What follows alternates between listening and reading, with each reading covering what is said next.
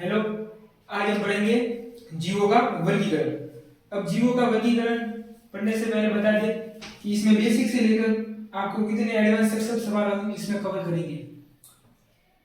जीवों का वर्गीकरण, अब इसमें आपको ये पढ़ना है कि कितने जगत है, मोनेरा, प्रोटिस्टा, वो सब कैसा है, वर्गीकरण क्या होता है और वर्गीकरण की आवश्यकता क्या है वो देखेंगे। तो अगर हम बात करें जीवों का वर्गीकरण, तो वर्गीकरण की आवश्यकता देखें तो आवश्यकता क्यों पड़ी वर्गीकरण की, कि कोई आपको बोले कि जीवों का वर्गीकरण क्यों करते हैं, ऐसे ही हम पढ़ ले तो क्या होगा। अब देखो, दुनिया में करोड़ों जीव है, अब उनका अध्ययन करना है तो ऐसे नहीं कि हम सबको एक एक अध्ययन करने बैठेंगे, सबको एक एक अध्ययन करने बैठेंगे तो अध्ययन हो नहीं पाएगा। तो क्या करें, ऐसे जो एनिमल है या जीव है जिनके गुण एक जैसे है उनको हम एक ग्रुप में डाल देते हैं, ताकि क्या होगा, हमने एक एनिमल की स्टडी कर दी तो बाकी हमारा 50 एनिमल उसके जैसे उनकी भी स्टडी एक साथ हो जाएगी। तो इससे क्या होगा, कम समय में हमारा ज्यादा से ज्यादा जीवों की क्या हो जाएगी, स्टडी हो जाएगी। तो वर्गीकरण इसलिए करते हैं। जैसे कि आप किसी स्कूल में जाते हो तो बच्चों को पढ़ाते हैं, तो ऐसा नहीं है कि पहली क्लास से 12वीं क्लास के बच्चों को एक साथ बैठा दिया सबको पढ़ा दिया, वहां पे डिफिकल्टी हो जाएगी पढ़ाने में। क्यों? क्योंकि सभी बच्चे क्या होते हैं, अलग अलग क्लास के, तो सभी को समझाना भी अलग अलग है। तो हम क्या करते हैं, बच्चों का वर्ग बनाते हैं। जैसे जो पहली क्लास के बच्चे, दूसरी क्लास के बच्चे, तो उनको पहली क्लास के बच्चों को उसके हिसाब से पढ़ाएंगे, 12वीं क्लास के बच्चों को उसके हिसाब से पढ़ाएंगे। तो ये वर्गीकरण की आवश्यकता पड़ी। अब ये वर्गीकरण कब से शुरू हुआ, कितना समय हो गया वर्गीकरण? तो वर्गीकरण अब वैज्ञानिक आधार पर तो ही, पहले क्या है, जो पहले हमारे पूर्वज थे वो भी क्या करते, वर्गीकरण करते थे। वो कैसे करते थे, जैसे कि रहने के आधार पर कोई भी जीव का रहता है, कोई मरुस्थल में रहता है, कोई पानी में रहता है तो पानी वाले। लेकिन ये वर्गीकरण इतना अच्छा नहीं है, क्योंकि इसमें वैज्ञानिक आधार भी जुड़ने चाहिए। तो सबसे पहली बार यहाँ से सवाल आता है बहुत इंपॉर्टेंट, कि सबसे पहली बार वैज्ञानिक आधार पर जीवों का वर्गीकरण किसने किया? तो उनका नाम है, आपने नाम तो सुने होगा, अरस्तु, एरिस्टोटल, ग्रीक साइंटिस्ट है अरस्तु, जिनको क्या बोलते हैं, फादर ऑफ बायोलॉजी। ठीक है, इनको फादर ऑफ बायोलॉजी बोलते हैं। ठीक है, तो अरस्तु ने क्या किया, अरस्तु ने पालतू को बांटा। कैसे बांटा? उनकी आकारिकी के आधार पर। ये पूछते हैं कि पालतुओं में अरस्तु ने पालतुओं को कैसे बांटा? तो आकारिकी का मतलब है कि जो बहुत बड़े पादप है उनको क्या बोला, पौधा, कि पौधे, ये तो क्या बांटा, पौधे। दूसरा उन्होंने बांटा शाक यानी कि उनसे छोटे, और झाड़ी। तो उन्होंने पालतुओं को बांटा आकार के आधार पर, कौन से, पौधे में, शाक में और झाड़ी में, आकार के आधार पर। अब दूसरा सवाल पूछते हैं कि अरस्तु ने जंतुओं को किस आधार पर बांटा? तो जंतुओं को उन्होंने बांटा था आरबीसी के आधार पर। आप एनसीईआरटी में ये नहीं पढ़ सकते हो 11वीं क्लास की बुक में, और ये नीट में और बड़े बड़े आपके बीएससी फर्स्ट सेमेस्टर में कहीं भी जाते हो वहां बेसिक सवाल आता है, वाइवा भी पूछते हैं कि जो अरस्तु है उसने किसके आधार पर जंतुओं को बांटा? तो आरबीसी की उपस्थिति तथा अनुपस्थिति के आधार पर, आरबीसी की उपस्थिति तथा अनुपस्थिति।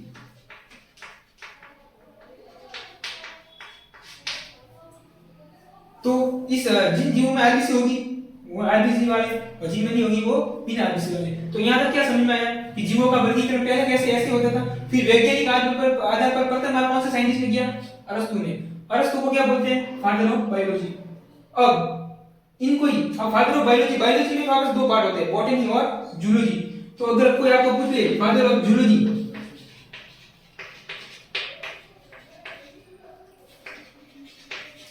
तो वो भी किसको बोलते हैं? अरस्तु को। फादर ऑफ बॉटनी थियोफेस्टस को बोलते हैं। ठीक है, तो तीनों आपको याद होने चाहिए। फादर ऑफ बायोलॉजी कौन है? अरस्तु। फादर ऑफ जूलॉजी कौन है? अरस्तु। और फादर ऑफ बॉटनी कौन है? थियोफेस्टस। तो इतना आपको समझ में आ गया, इतना नोट कर लो आप। अब देखो, इतना तो आपने पढ़ लिया। अब इसके आगे जैसे जैसे अब वर्तमान में आप सभी को पता है कि 5 जगत है, कितने? 5 जगत। तो ये 5 जगत कैसे बने? उससे पहले क्या बने थे? क्या 2 जगत आया था, 3 जगत आया था, 4 जगत आया था? सब आए थे। 2 जगत प्रणाली भी है, 3 जगत प्रणाली भी है, 4 जगत है, 5 जगत, 6 जगत तक है। साइंटिस्ट के नाम भी पूछते हैं। अब देखो इसके जो आगे है वो आपको यहाँ से सवाल आता है, द्विजगत प्रणाली किसने दी थी? साइंटिस्ट का नाम पूछते हैं। एक एक नंबर के सवाल में आता है ये द्विजगत प्रणाली। द्विजगत का मतलब है कि पूरे जो जीवों का समूह को 2 भागों में बांटा। द्वि का मतलब 2 भागों में। वो 2 भाग कौन से? जो आसानी से आपके आसपास दिख रहे हैं, एक तो पौधे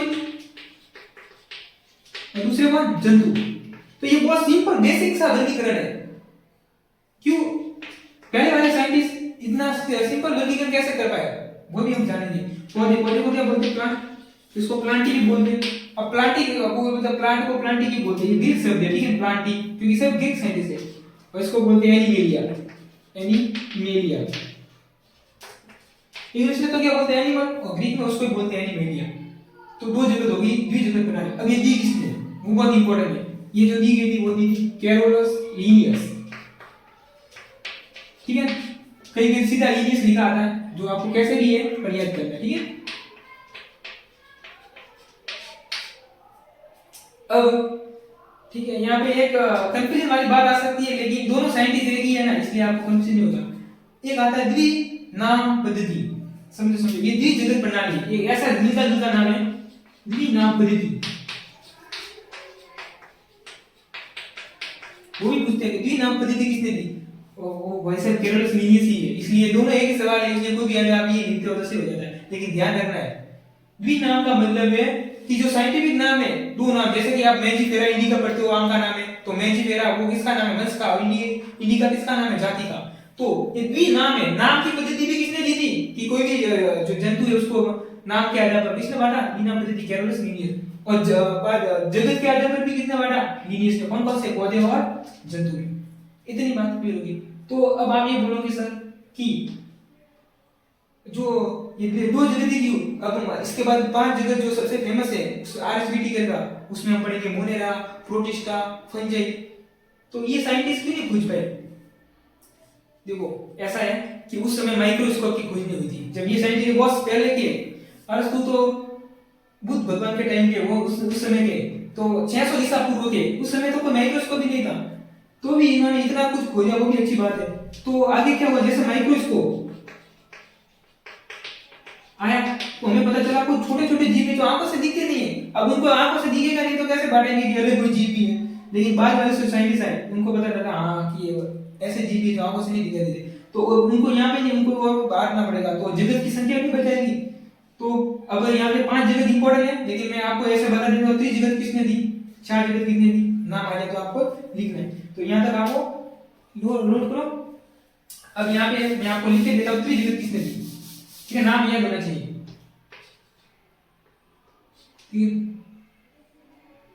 3 जगत, 3 जगत कैसे भी आप लिख सकते हो। प्रणाली किसने दी थी? अकेले ने। किसने दी थी? अकेले ने।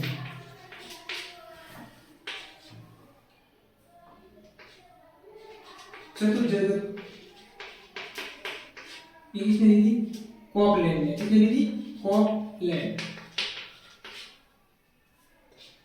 और सबसे इंपॉर्टेंट, इसमें इंपॉर्टेंट एक तो ये है और एक तो 5 जगत है। ये भी आपको पता हो तो अच्छी बात है, क्योंकि बच्चे जो कॉन्सेप्ट होना चाहिए, कोई फिर 20 जगह से 5 जगह, तो उनको पता होना चाहिए उससे बीच में भी बांटा हुआ है, ठीक है, 5 जगह। तो 5 जगह किसने दी थी? R.H. व्हिटिकर। अब ये वाला साइंटिस्ट का सन भी कभी कभी पूछ सकते हैं, ठीक है। 1967, ठीक है। तो ये कौन से थे? ये 5 जगह जो है आर्किटिकर। 3 जगह किसने दी? अकेले। 6 जगह की थी कॉपलैंड। 5 जगह दी आर्किटिकर।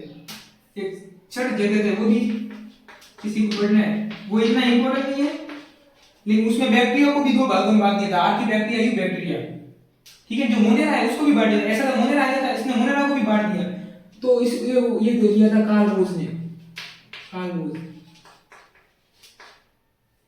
ठीक है। तो इतनी इंपॉर्टेंट आपको ये 3 जगह 5 जगह आर्की का नाम याद होना चाहिए। उसके बाद 5 जगह कौन कौन से थे? उसमें क्या क्या खासियत है वो पढ़ेंगे।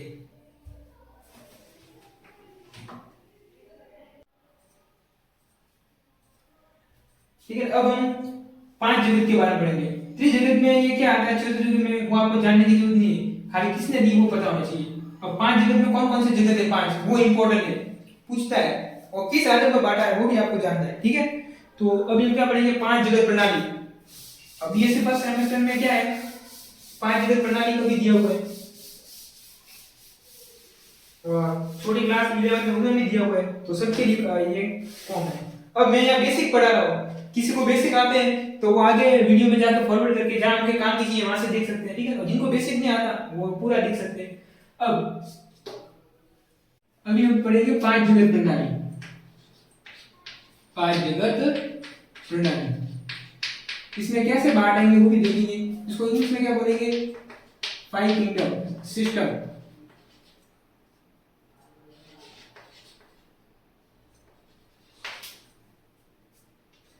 अब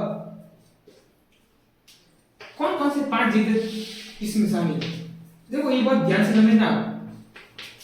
देखो ये बेस जब क्लियर होगा ना तभी आपको सब जगह से समझ में आएगा, भाई वो कौन से भी हार्ड लेवल का हो। तो बेसिक से एडवांस जाएंगे। अब आपके बीएससी में कैसे लिखना है, कैसे क्वेश्चन को सॉल्व करना है, वो इधर से आएंगे। भाषा यहाँ से बनेगी, वो बोलते हैं वो भाषा याद नहीं होती, क्यों, क्योंकि आपको बेसिक क्लियर नहीं है। अब देखो पांच जगत प्रणाली में जो सबसे पहला जगत है वो कौन सा है, मोनेरा जगत। कौन सा, मोनेरा। उसके बाद जो आता है वो उसको बोलते हैं प्रोटिस्टा। क्या बोलते हैं, प्रोटिस्टा। उसके बाद जो आता है उसको बोलते हैं फंजाई। क्या बोलते हैं, फंजाई। ठीक है, कवर भी बोलो, इंग्लिश में फंजाई बोलते हैं, लेकिन हिंदी में भी फंजाई लिखा आ सकता है, तो सब याद होना चाहिए। उसके बाद पादप जगत, और इसको प्लांटी भी लिखा आ सकता है, प्लांटी। और अंत में कौन सा, जंतु जगत। ये कौन सा हो जाएगा, एनिमेलिया।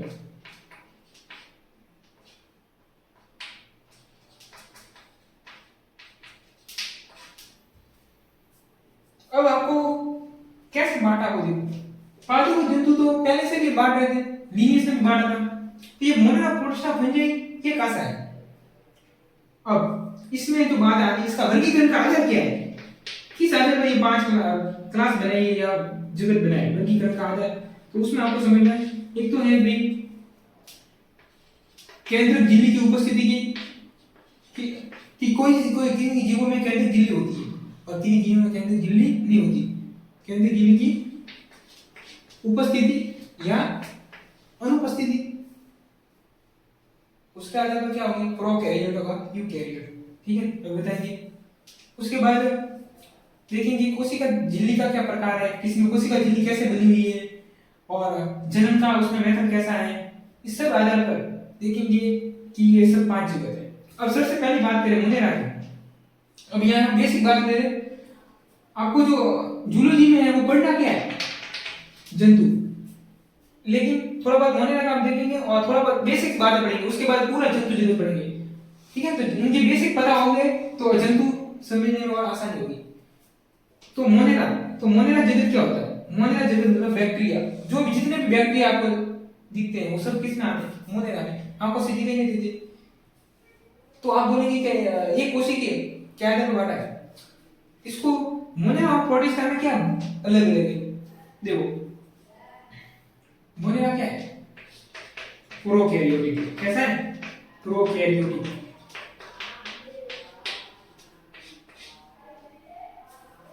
और बाकी सभी जो जीव है, जो जगत है वो कैसे है, यूकैरियोटिक।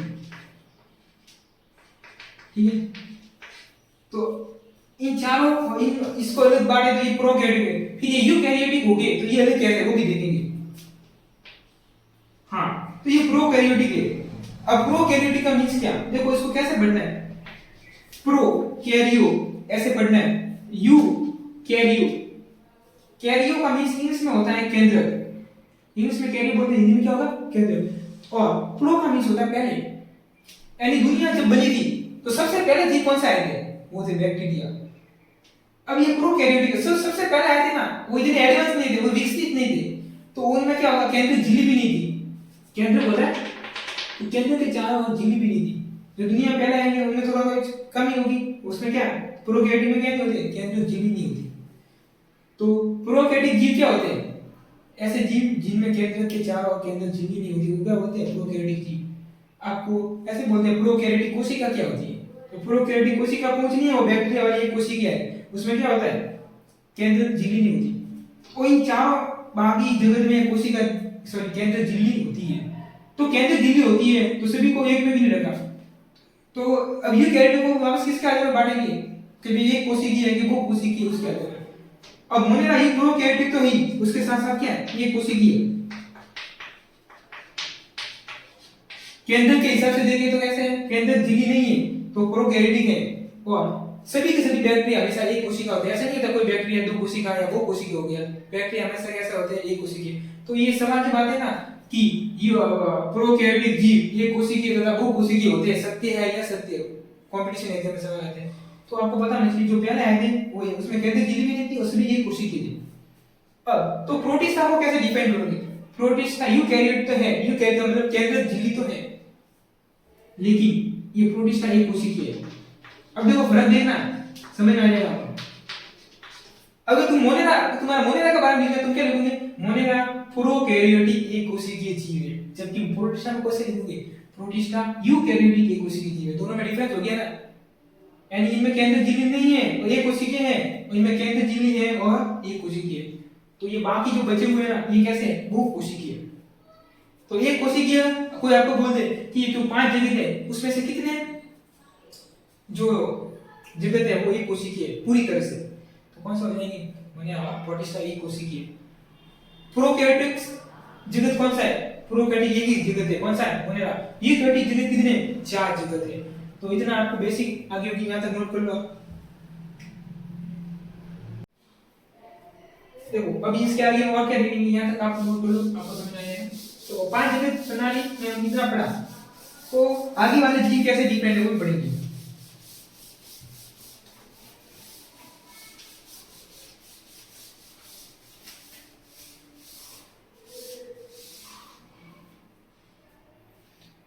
देखो हमने मोनेरा और प्रोटिस्टा को जान लिया। मोनेरा क्या होते हैं, प्रोकैरियोटिक एक कोशिकीय, प्रोटिस्टा क्या होते हैं, यूकैरियोटिक एक कोशिकीय। तो ये फंजी ही है और पादप है और जंतु है, ये कैसे डिफरेंट है। तो देखो ये तीनों के तीनों यूकैरियोटिक है, ये भी कैसा है, यूकैरियोटिक, ये भी कैसा है, यूकैरियोटिक, ये भी कैसा है, यूकैरियोटिक, और सभी के सभी कैसे हैं, बहुकोशिकीय। कैसे है, बहुकोशिकीय। लेकिन फंजे में क्या है, अगर हम कोशिका भित्ति देखें वो डिफरेंट है। कोशिका भित्ति की सब में बात होती है, लेकिन कोशिका भित्ति सबने नाम सुना होगा। जो कोशिका झिल्ली होती है किसी भी कोशिका, ये कोशिका है, ये क्या हो गया, ये कोशिका डबल हो गया, ये वाली क्या कोशिका झिल्ली। और कोशिका झिल्ली के बाद अगर एक और परत है उसको क्या बोलते हैं, कोशिका भित्ति। ये कोशिका भित्ति किसकी बनी होती है, उसके आधार पर भी जीव डिफरेंट होते हैं। अब देखो जो फंजी होती है उसमें जो कोशिका भित्ति होती है कवक में, उसमें कितनी होती है, काइटिन की। किसकी होती है, ये कितनी बार सवाल आया हुआ है, बहुत सारे कंपटीशन एग्जाम में और तुम्हारे जो सेमेस्टर के एग्जाम होते हैं उसमें आता है कि जो कवक होता है उसकी कोशिका भित्ति किसकी बनी होती है। क्योंकि यह सवाल क्यों आता है, क्योंकि यही तो बेस है, पादप और जंतु से इसको अलग बनाता है। इसकी कोशिका भित्ति किसकी बनी होती है, काइटिन की। बहुत इंपॉर्टेंट सवाल है काइटिन। अब आपको कैसे याद करना है, देखो फंजी को कवक बोलते हैं, क्या बोलते हैं, कवक। तो कवक में कोशिका भित्ति कैसे कवक कैसे काइटिन की बनी होती है, ऐसे याद करना। दोनों में क्या है, हां। तो पादप को कैसे डिफरेंट करेंगे, इसकी तो कोशिका भित्ति है। पादप में तो आप बचपन से पढ़ते आ रहे हो, कोशिका भित्ति होती है, सेल्यूलोज की बनी होती है, पढ़ा होगा। तो इसकी कोशिका भित्ति किसकी बनी होती है, सेल्यूलोज की। तो ये दोनों कोशिका भित्ति में अलग अलग हुए, बात किसकी है, इसमें काइटिन है कोशिका भित्ति, उसमें कोशिका भित्ति किसकी है, सेल्यूलोज की। तो सारे जो कवक होंगे उनमें कोशिका भित्ति किसकी होगी, काइटिन की, और पादप में कोशिका भित्ति सेल्यूलोज की। तो आप बोलेंगे जंतु कैसे डिफरेंट है, तो जंतु डिफरेंट इसलिए कि कोशिका भित्ति होगी नहीं है, पढ़ा होगा ना कि जंतु में कोशिका भित्ति नहीं होती, खाली क्या होती है, कोशिका झिल्ली। तो इसमें क्या होती है, कोशिका भित्ति क्या है, अनुपस्थित है, क्या है,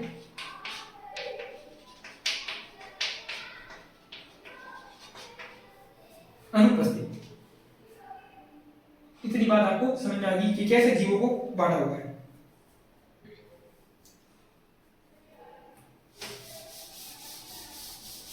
अब थोड़ा सा आपको इसके अगली क्लास में हम पूरा क्या करेंगे, अब जंतु से शुरू करेंगे कि जंतु जगत को कैसे बांटा, उसके पॉलीफेरा सिलेंडरेटा क्या है। आपके पूरा सेमेस्टर फर्स्ट में क्या है, पॉलीफेरा से लेकर नॉन कॉर्डेटा यानी इकोनोडर्मेटा तक है, उसमें कौन कौन से सदस्य आते हैं। बहुत डिफिकल्ट लगता है लेकिन हम उसको बेसिक से पढ़ेंगे, कैसे याद करना वो बताएंगे। खाली आपको एक ही पैटर्न याद रखना है, बाकी सब में सेम का सेम होगा, कैसे याद करना वो बताएंगे। तो अब हम मोनेरा को थोड़ा देख लेते हैं क्योंकि बहुत इंटरेस्टिंग है।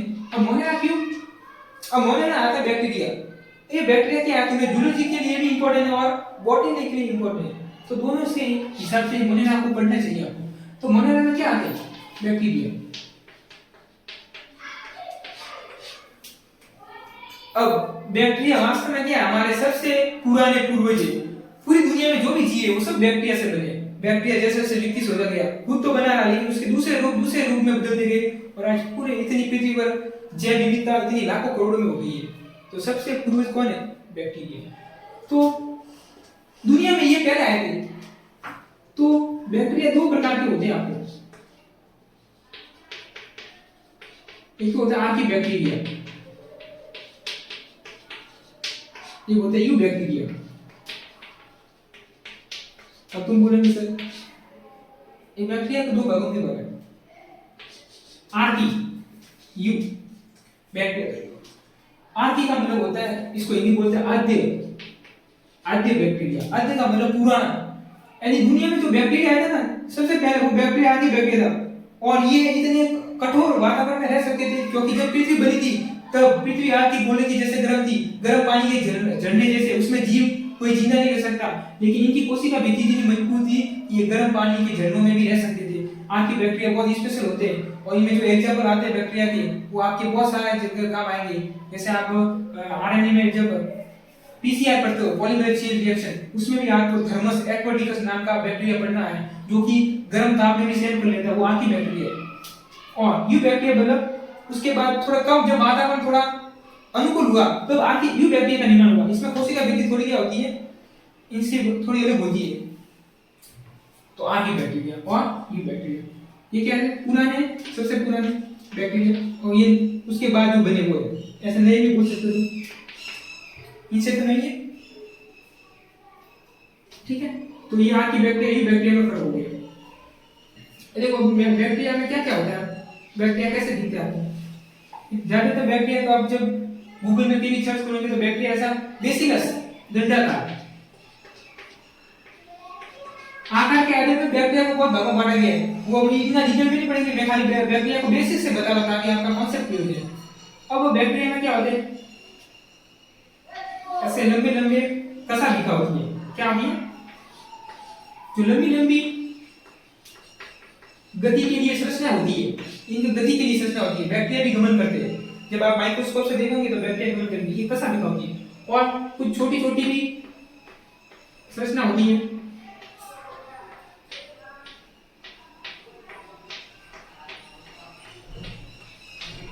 इनको बोलते हैं पक्षनाभिका या जालर बोलते हैं इसको, फिम्बरी। क्या काम आती है, कोई बोले कसाभिका का काम क्या है, कसाभिका का काम है गतिशील ताकि मूवमेंट के लिए, और जालर का काम है कभी भी बैक्टीरिया अपने पोषण के लिए किसी दूसरे जीव को हो जाता है तो उसको चिपकने के लिए जो अपने आधार होते हैं ना, तो ये इससे चिपकता है अपने किसी दूसरे आधार में, तो ये चिपकने के लिए होती है और ये गमन करने के लिए होती है। अब बैक्टीरिया में देखो क्या क्या होता है, सबसे बाहरी कैप्सूल होता है जो सुरक्षा के लिए होता है। सबसे बाहरी आवरण क्या होता है, कैप्सूल। कोशिका भित्ति, कोशिका झिल्ली तो पता ही है, लेकिन इनमें कोशिका भित्ति और झिल्ली के अलावा भी एक बार और आवरण होता है, उसको कैप्सूल बोलते हैं। ये क्या होता है, ये पॉलीसैकेराइड का बना होता है। किसका बना होता है, पॉलीसैकेराइड। अब पॉलीसैकेराइड कैप्सूल के अंदर क्या होगा, कोशिका भित्ति। क्या होगी, कोशिका भित्ति। और कोशिका भित्ति के अंदर क्या होगी, कोशिका झिल्ली। यानी कि देखो ये आप देख रहे हो इसमें इतनी सारी कवरिंग है, लेकिन जब जंतु में आते हैं तो कोशिका भित्ति भी नहीं रहती, खाली कोशिका झिल्ली होती है, क्योंकि वहां पे वातावरण इतना अनुकूल हो गया है कि अभी रहने के लायक है। लेकिन ये सबसे पुराने बैक्टीरिया है, उस समय क्या था, कंडीशन बहुत लास्ट थी, तो सुरक्षा के लिए एक्स्ट्रा कवरिंग है, तो इसमें 3 कवरिंग होती है। कैप्सूल के अंदर कोशिका भित्ति, कोशिका भित्ति के अंदर कोशिका झिल्ली, और ये संरचना है। इसके अंदर क्या होगा, केंद्रक होगा। केंद्रक होगा क्या, केंद्रक झिल्ली होगी बैक्टीरिया में? नहीं होगी। क्यों? क्योंकि प्रोकैरियोट है, लेकिन केंद्रक झिल्ली नहीं होगी। तो ये क्या हो गया, कोशिका झिल्ली।